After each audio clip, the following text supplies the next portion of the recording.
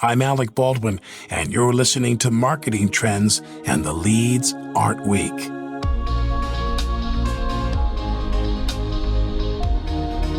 Hello and welcome to Marketing Trends. Today's episode features an interview with Lauren Weinberg, Global Head of Marketing at Square. On this episode, Lauren explains how her team injects storytelling into their marketing campaigns, why it's so important to focus on your core customer, and why conviction is the most important thing a marketer can have. Enjoy. Marketing Trends is created by the team at Mission.org and sponsored by Salesforce Pardot, B2B marketing automation on the world's #1 CRM. Are you ready to take your B2B marketing to new heights? With Pardot, marketers can find and nurture leads, close more deals, and maximize ROI. Learn more by visiting pardot.com/podcast or click the link in the show notes. Lauren, thanks for joining us. Thanks for having me. So when you're talking with somebody and they ask, what do you do? What are you up to right now? How do you talk about yourself and your role here at Square? So I would say my role here at Square is I am the global lead for marketing at Square. And what that means is that my team and I are responsible for shaping and driving the perception of Square's brand, but also in generating demand for all of our products and services. And so your career spans a variety of industries, and you're a self-described data-driven marketer. I would love to take it back to the beginning and the origins of your career. Why'd you get into marketing? What's so interesting about it for you? So I started my career on the research and data and insight side of the business, also on the B2B side of the business. And so I think that what was interesting is that as I was sort of digging in on that side, and it always was very like insights and data driven, there's also just this trend in the market of marketing becoming much more data driven and really being very led through insights. And so it was sort of just like the perfect convergence of where I had been coming up in terms of the skill set that I had, and then also what was being needed in the market to just do better marketing. And so I essentially just raised my hand along the way in my journey and said, I think that the skills that I have could be really useful over there, and I would really love to learn more about that side of the business. And that's how I ultimately made that leap. Very cool. And so prior to Square, you were a VP at Viacom and also at Yahoo. What were those roles like, and what did you take away from those roles, and what did you learn? So those roles, I would say at Viacom, it was really fun to be there. I was on the digital side of Viacom. So it's interesting to be at a very traditional TV-focused company who's trying to make the transition into digital. And so there, I would say my role was really focused on the data and the insights and helping advertisers understand just how their media was working for them on Viacom's platform. And I was also part of a very interesting sort of inside agency incubator team where we worked with like just the biggest clients that Viacom had to put together like really unique custom programs. And so it was a good combination of like data, insights, creative, and just strategy. And so I would say that was a great place to kind of really get your feet wet and seeing some of like the best in class marketing that was out there. And then I wore many hats at Yahoo when I was there, but I think Yahoo is the place where I ultimately made the jump from being like really on the B2B side to the consumer side. And so that was probably one of the most interesting pivots that I made in my career. Just I'd always been talking to really big advertisers and working on that side of the house. And then I got to be that person at Yahoo. And it was just really, it was fun and interesting to sort of flip to that side and also just to be able to apply things. Like I had been exposed to so many best practices from so many great brands, and then to see how Yahoo is doing their own marketing and their own marketing tech stack. I think that was really where I felt like, hey, I actually think I could really help here. And what years were you at Yahoo? 2010 to 2016. I'd be curious to hear about who you learned the most from there and maybe who you still keep in touch with. I mean, I've had so many great mentors along the way. So actually,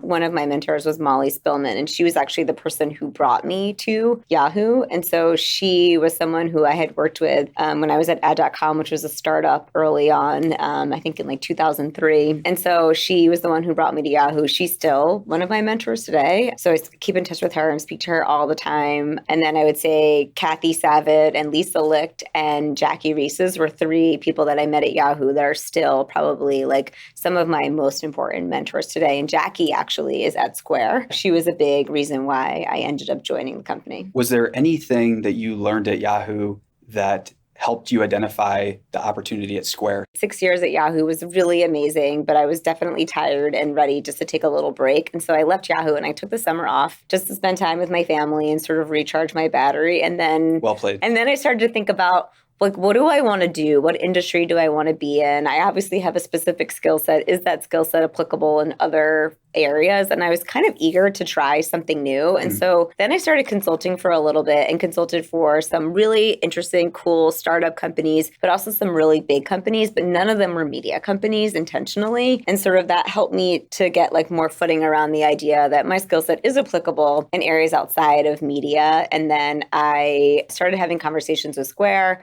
I had been doing consulting maybe for 9 months or so and decided like that was fun. I sort of proved the point to myself that my skill set's applicable in other areas. I really missed being part of a team and a company. And so I sort of wound that down, started having conversations with Square. And for me, the appeal of coming to Square was the culture and the mission-driven purpose behind the company. And so when you come in here, you're all here, but I think you can really feel it when you come into our office. And when I met with people here for the first time, I just knew that I wanted to work here when I left here for the day. There was a random gentleman that helped me find the bathroom in the hall. And he was asking like all kinds of great questions. And, he started a great conversation. He didn't have to do that. But it was one of the first things I noticed too is people seem nice, which makes a big difference, right? Because I think in Silicon Valley, a lot of companies can fall into the trap of having a culture that's just work, work, work, work, work. Niceness and kindness, they take time, right? So how do you think about culture building here at Square and on your marketing teams? The culture at Square really is fantastic. And I do think a lot of that does stem from the top. So I think it comes from Jack having a really kind and nice culture, a culture where people really care about the end consumer of our products. Sure. And so,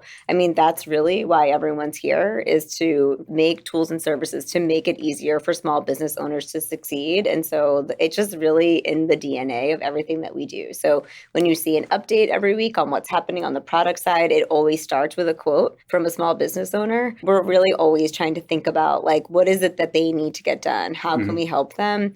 And I just love that about working here, is that it just feels really good. All the things that we're doing, even in the marketing that we're doing, we're trying to help small business owners be more successful. And that's a really great thing to do every day. And let's talk about that for a second, because there are a number of different campaigns you're working on now. There are some that just debuted. Any favorites or any ones you'd like to discuss? A little bit of a shift for Square this year in terms of go-to-market strategy is the fact that we are doing a pretty big, for Square, integrated marketing campaign. And it's the first time that we are talking about how Square has an ecosystem of products that work together to help small business owners succeed. And I would say what's different is that in the past, we would do one product at a time. This was a little bit of a departure because we purposefully set out to do more of a brand type of campaign and also to stitch together how all of these different products work together. And we have different cuts for different verticals. So if you own a restaurant, or if you own a retail store, or if you are a contractor, like the products that you use in the scenarios that we show in each of those like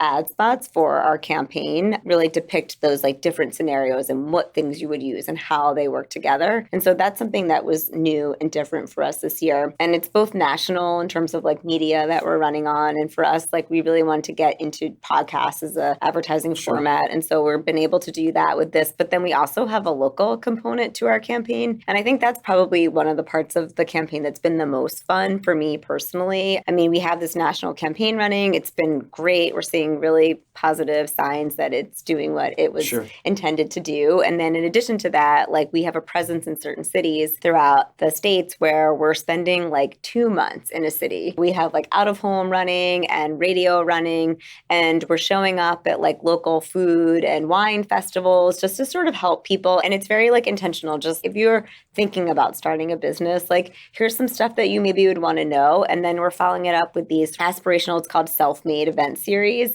And so we have local entrepreneurs who are coming together with a bunch of other sort of business owners in the community. And then we're inviting people in to sort of hear from them, hear their stories, ask questions about their journey. And then we've been concluding our time in each of those markets with an actual night school program, really training small business owners on things that they've told us. How do they manage their cash flow? How do they think about hiring and retaining employees? I think one of the things that we hear all the time from small business owners is that they get into business because it's something that they're really passionate about. And then there's everything else that they need to learn how to do. They need to learn how to be an accountant. They need to learn how to like be the HR. Right. They need to learn all of these different aspects of the business. They need to learn how to become marketers. Mm-hmm. And so we've been really invested in building out like curriculum and educational series to really help them do that. And so I was just in Atlanta a couple of weeks ago, and it was just really amazing to see the turnout of those events. We had a really big event in Atlanta, actually, with like a local entrepreneur who happens to also be a rap star. And he came and sat down with Jack, and we had 400 people there. And I mean, I thought it was really inspirational, and I got a lot of hugs from the small business owners that attended the event, just in terms of like what they were hearing from both Jack and from Killer Mike. It was like really incredible. And it was one of those days where I left my job and thought, I really love my job. Killer Mike, for people that aren't familiar, he's super passionate about small business ownership, and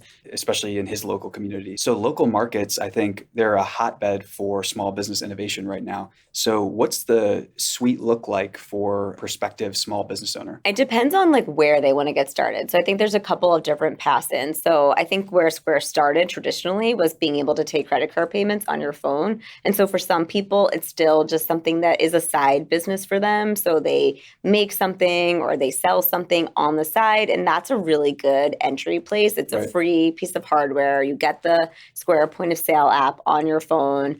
I would say if you're starting in a physical location, then probably the right tool for you is actually like our point of sale solutions that sit on your countertop. And then you can see analytics behind when you're making sales in your business. But also people are getting started online. And so we have that also, that e-commerce experience, and people can start there as well. And so I think we have a couple of different points in for people, depending on the kind of business that they run. And I would love to hear your take on storytelling. So we know intuitively that it's important, but how are you experimenting with stories, and how do you think about incorporating stories into your marketing campaigns? So we've been doing a lot of experimenting with storytelling, and for us, because within our DNA of our culture is really always having that customer lens and customer perspective. We're always making sure that we kind of put that first. And I think that comes through in the way that we do marketing as well. So we've done a few different things that I think are really interesting. So one is we've had a series of films over the last couple of years, and it's called For Every Kind of Dream. And it's basically showcases the story of a Square small business owner that has a really unique and just compelling and interesting story. So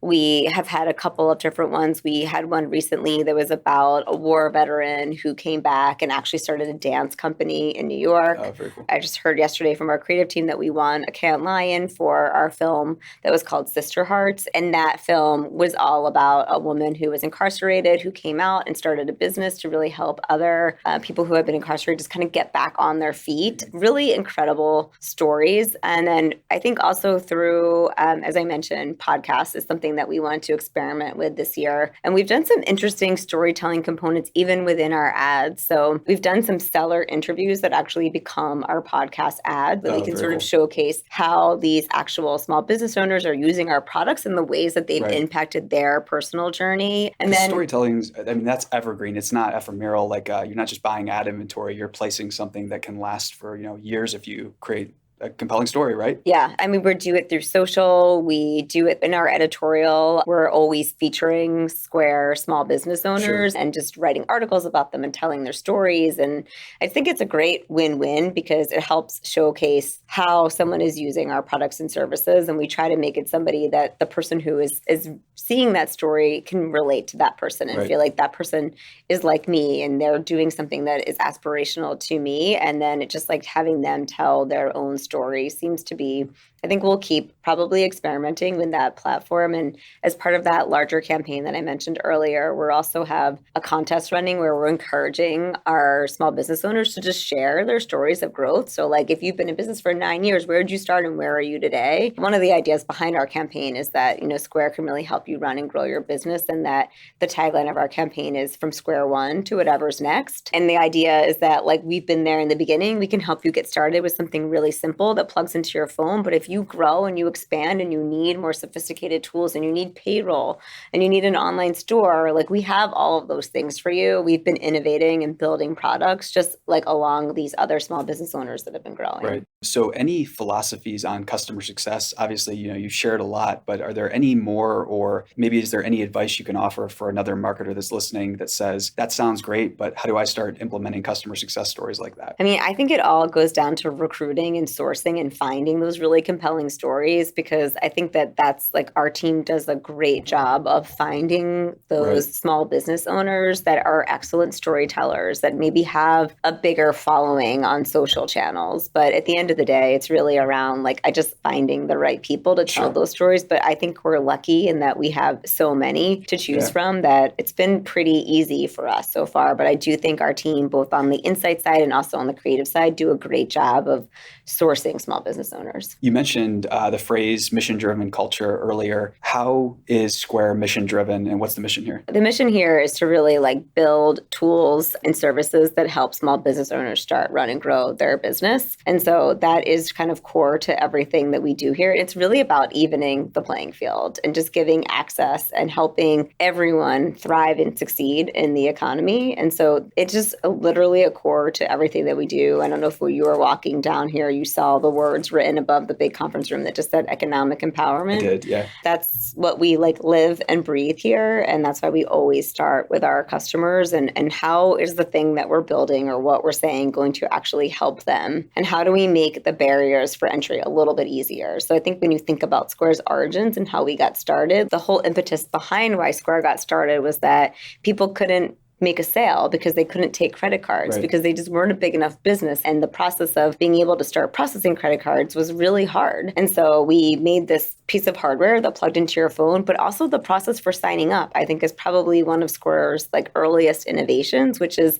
we made it like you're signing up for Instagram, right? Like you can sign up for free. It's really easy. You don't have to wait in line. You don't have to go to a bank. You don't have to fill out a lot of forms. You can really just go and download this app and get started. And you can do it from your phone. And so that was probably like our earliest form of innovation of just like giving access to people who were like, so that no one ever had to miss a sale. And I think so many customers' voice was heard in the product because I think if I remember the story correctly, there were so many customer development conversations that were had before the product even got created. So those type of origin stories always result in interesting companies, interesting products. So is there any advice you have for other marketing executives who are listening right now? Is there any leadership advice or words of wisdom you can share? So I think that marketers today just need to be courageous and have a lot of conviction. So a lot of the things that we're doing right now are things that Square has never done before.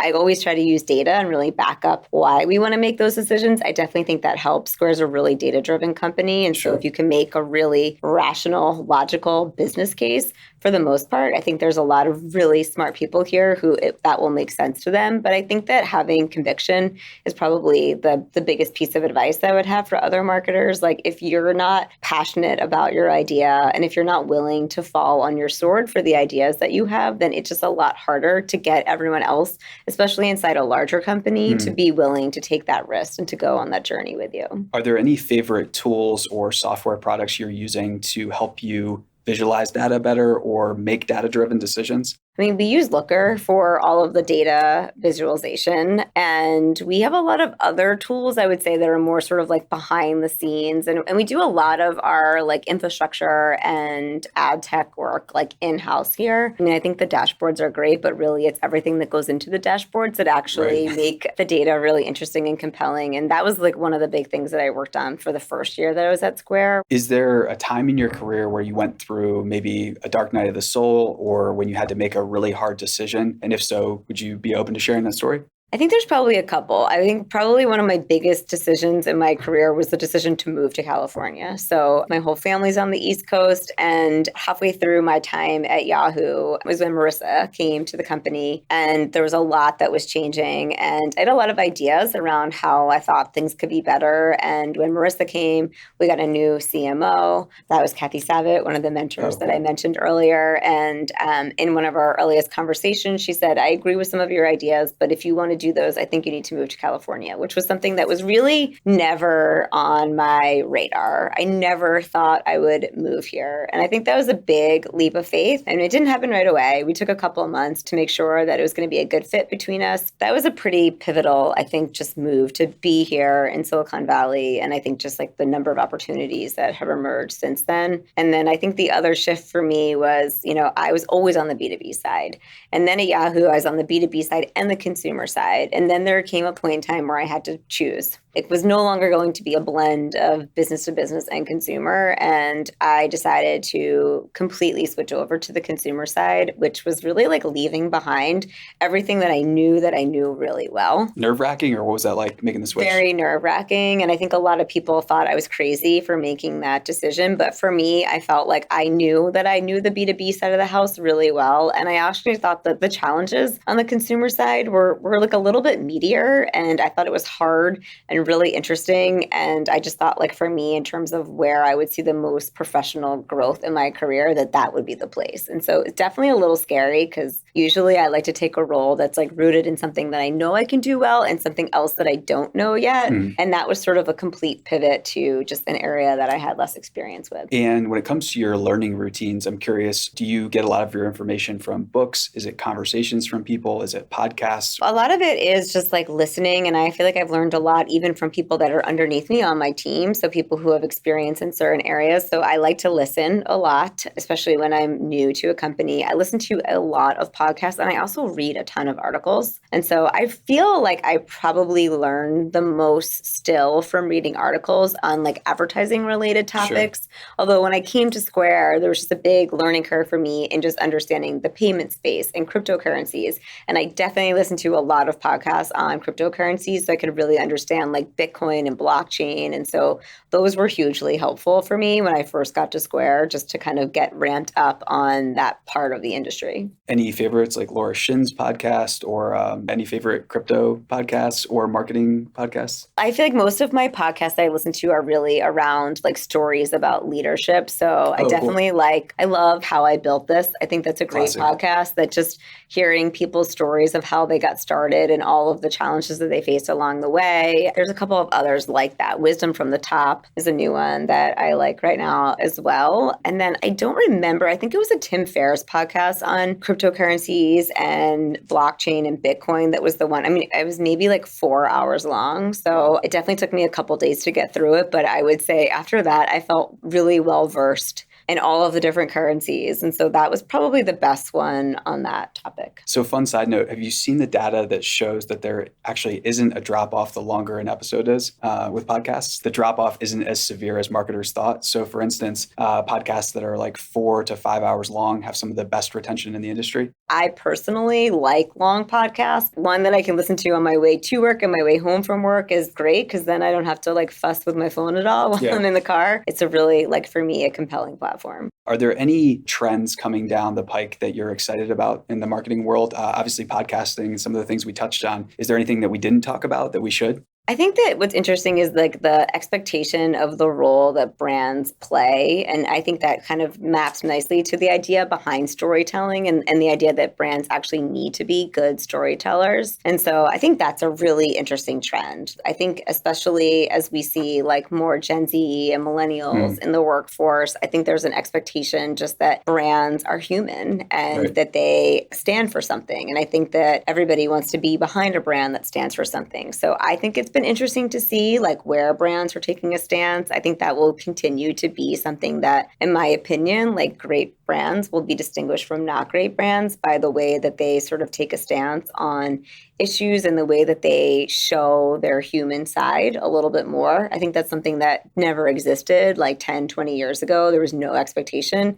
of that from companies. And I think now there's a lot of demand and expectation around it. And so I think it's interesting to be a part of marketing as all of these brands are sort of going through this transition and just expectation from consumers around what brands will do. And so when it comes to hiring and team building, do you have any open roles on your team right now? And if so, what do you look for or what experience in an applicant makes you stop and take notice? So I definitely look for people who are passionate. I think the courage and conviction thing is a really big thing. I think that especially inside here, like inside Square and other companies, like things are going really well at Square, which I think sometimes makes it harder to say, maybe we should do something a different way. And I think that like, since I've been here, I've said like, yeah, everything's great. But I think that if we did this, it could be even better. And so I definitely look for people who are really curious, like who are asking the questions. I hate when I ask people questions and the answer answer is because we've always done it that way. I feel like when I got to Square, some people said that, and I thought, always? We've been in business for 8 years. Right. Like, there's no always. We can do anything. Yeah, we can do anything. And so I think also just having a growth mindset. I definitely see people with a more fixed mindset who are sort of a little bit more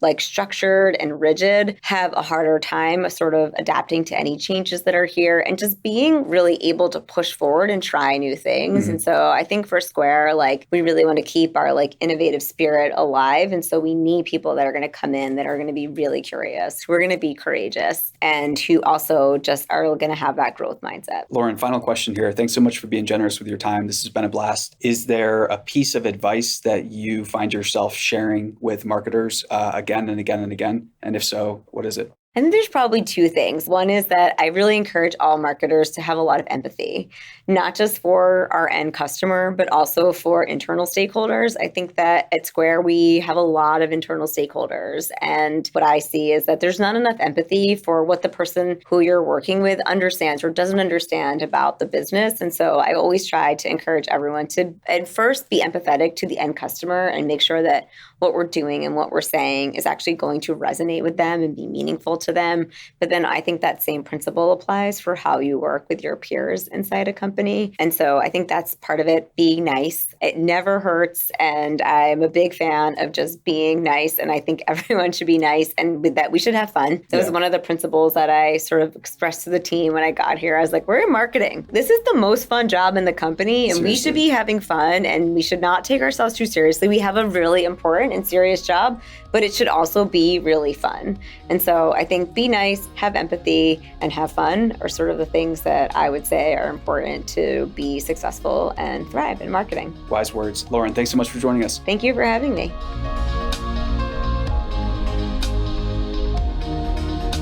Thanks for listening to this episode of Marketing Trends.